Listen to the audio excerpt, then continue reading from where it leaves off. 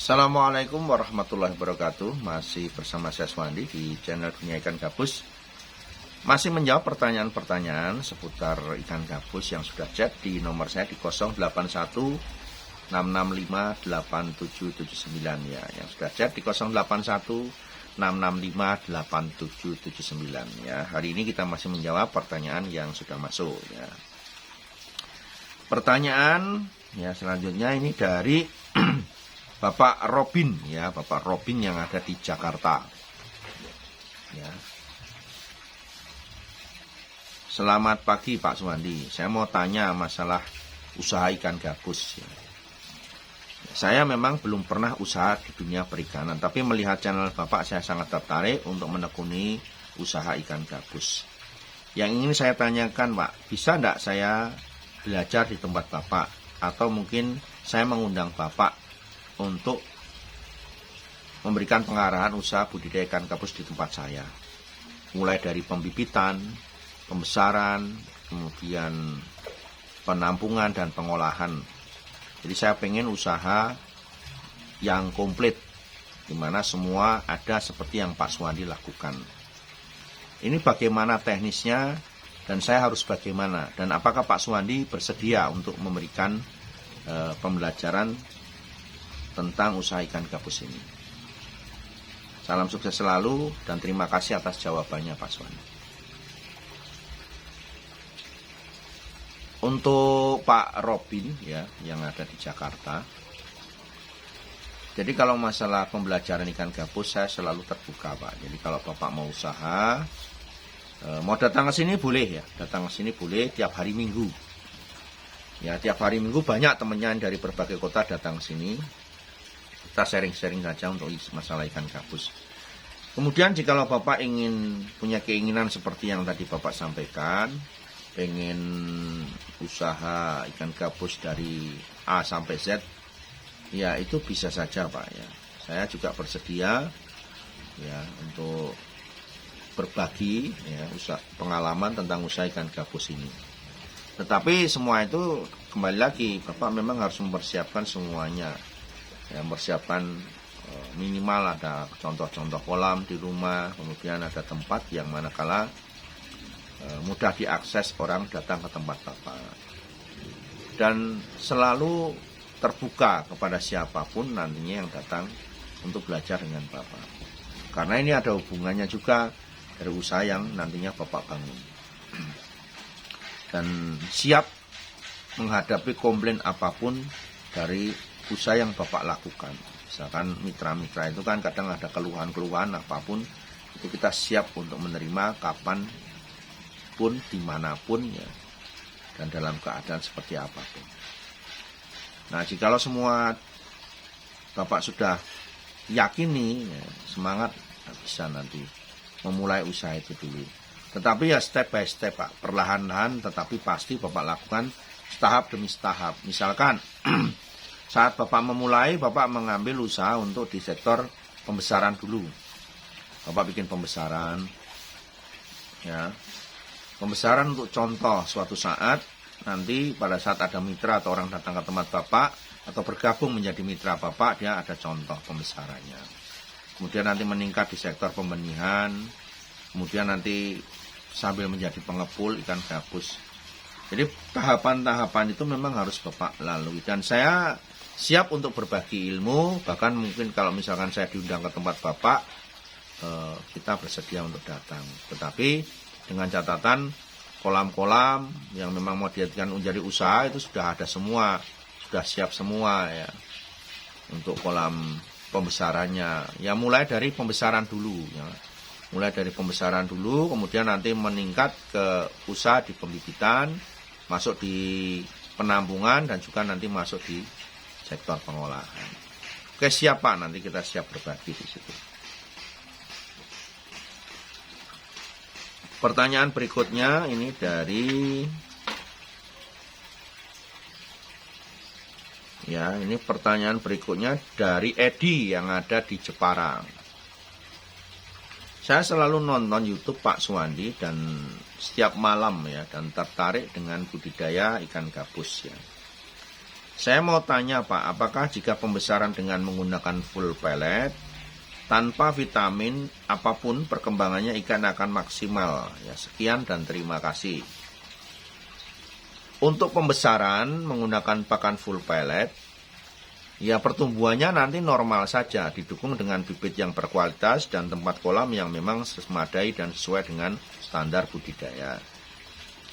Ya, jadi kalau menggunakan vitamin, misalkan di sini kan ada produk nih Kana Nutrisi, ada produk Kana Nutrisi ini memang akan berdampak, ya, akan berdampak pada pertumbuhan. Ada bedanya yang tanpa menggunakan Kana Nutrisi dengan yang sudah menggunakan Kana Nutrisi. Kalau di pembesaran, ya pasti akan ada perbedaannya di situ. Ya, karena memang Kana Nutrisi itu diciptakan untuk membuat budidaya pembesaran itu semakin meningkat dari sisi bobot ikannya, kemudian dari sisi pertumbuhannya juga, ya kemudian dari sisi kesehatan, aman dari berbagai macam penyakit. Ya.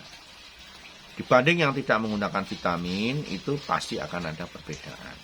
Monggo, silakan penjenengan bisa ikut masuk di, mau pakai yang nutrisi atau tidak, itu silahkan saja. Itu kan hak masing-masing kita dalam usaha.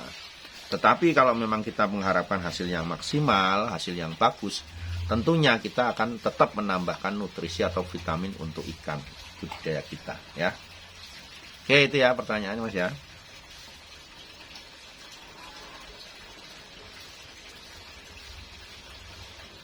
Pertanyaan berikutnya ini dari Bapak Ahmad Busroni, ya, dari Pati, Jawa Tengah. Ya. Pekerjaan saya guru madrasah swasta. Selama ini saya nyambi sebagai petani tebu dengan lahan sewa. Alhamdulillah pernah sukses, tapi beberapa hal, ya, tahun ini agak kesulitan dalam keuangan. Saya tertarik dengan pengen usaha ikan gabus. Berapa tahun yang lalu pernah budidaya lele.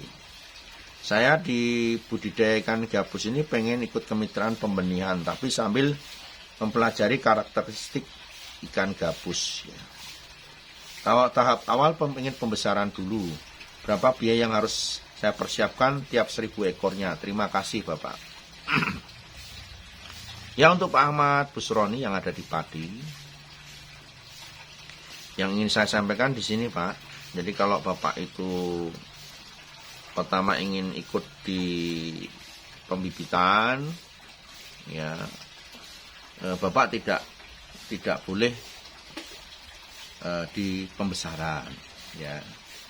Ini sudah aturan perusahaan. Jadi kalau Bapak ikut di pembibitan, mitra pembibitan, Bapak tidak boleh ikut di pembesaran. Ya pembibitan yang pembibitan saja, yang pembesaran saja. Ya, yang pengepul ya pengepul saja. Yang melakukan pengolahan saja. Kenapa semua ini kita berikan sebuah ketetapan seperti itu? Karena dalam usaha budidaya ini kan saling berkaitan. Kalau misalnya orang pembibitan kok dia tidak melakukan pembesaran, dia akan fokus di situ. Fokus pembibitan saja, kemudian bibit sudah ada yang nampung. Kemudian yang pembesaran pun gitu. Ya. Nah, dari yang pembibitan tadi sudah ditampung, salurkan ke mitra yang pembesaran. Sehingga apa? Kemudian yang pembesaran nanti panen ada yang nampung juga. Ya. Siklus itu akan berjalan dengan baik. Nah, yang terjadi sekarang ini kan kalau orang usaha perikanan kan nggak ada yang seperti itu. Satu kampung bikin bibit semua. Satu kampung pembesaran semua. Begitu panen, nggak laku. Ya Pak ya, jadi kalau di sini, kalau Bapak mau ikut di pembenihan, ketentuannya adalah Bapak fokus di pembenihan. Tidak boleh membesarkan. Ya, kalau Bapak dari pembenihan ini Bapak melanggar MOU yang ada, kontrak Bapak di pembenihan akan diputus sepihak oleh kami di perusahaan, ya. Jadi kalau memang Bapak memang mau usaha, ya saya doakan juga nanti berhasil dan fokus saja, fokus di ikan gabus. Ya, bisalah kalau saya katakan untuk kebutuhan hidup kita dalam kondisi sekarang ini bisa, gitu kan. Selama itu fokus di situ. Ya Pak ya. Kemudian pertanyaan berikutnya ini dari Bapak Sony ya. Bapak Sony ada di Betung, Banyuasin, Sumatera Selatan. Ya, setelah saya menyimak video Bapak tentang ikan gabus, maka saya ingin memelihara ikan gabus ya. Mohon bantuannya Pak. Saya dikirim 1 pasang indukan gabus dengan berapa harganya. Jadi kalau Bapak mau menginginkan induk ya, nanti khusus untuk wilayah Sumatera, pulau luar Jawa, kita akan koordinasi dulu dengan pihak kargo ya. Dengan harapan nanti dari kargo bisa menginformasikan ada pemberangkatan hari apa, tanggal berapa, kemudian jam berapa, ya, kemudian dengan tujuan mana, transit atau tidak, itu akan diinformasikan kepada kita. Karena ini kita mengirim hewan bernyawa, di mana semuanya harus bisa berjalan lancar saat mulai pengiriman sampai ke kota tujuan. Ya, dan tidak boleh transit. Ya, karena memang yang namanya ikan ini kan kadar kebutuhan oksigen saat nanti di packing itu terbatas sekali. Kalau nanti di packing jatahnya cuma 8 jam kemudian transit sampai 10 jam kan jelas ikannya nggak kuat. Seperti itu Pak, jadi intinya bisa kirim ke alamat Bapak, cuma nanti Bapak ngambilnya di bandara. Tapi sebelumnya bisa chat di WA saya dulu di 081-665-8779. Nanti saya akan tanyakan ke pihak bandara, kargo, nanti Bapak kita akan hubung kembali. Ada jadwalnya kapan dalam proses pengiriman ya. Oke, tetap terus di channel Dunia Ikan Gabus, jangan kemana-mana pemirsa. Kita masih akan tetap membahas masalah ikan gabus dan ini masih ribuan pertanyaan. Waduh ya. Berarti masih sangat antusias sekali mitra-mitra yang bertanya ataupun sahabat dunia ikan gabus. Ya, dan mohon maaf lagi juga ya, Pak Wandi sampaikan. Mohon maaf sekali kalau misalkan jawabnya kadang telat terlambat ya, mohon maaf ya. Pasti ada waktu luang seperti ini berapa jam pun saya akan manfaatkan untuk menjawab pertanyaan-pertanyaan yang sudah masuk di chat di 0816658779. Oke, sukses untuk semuanya teman-teman. Assalamualaikum warahmatullahi wabarakatuh.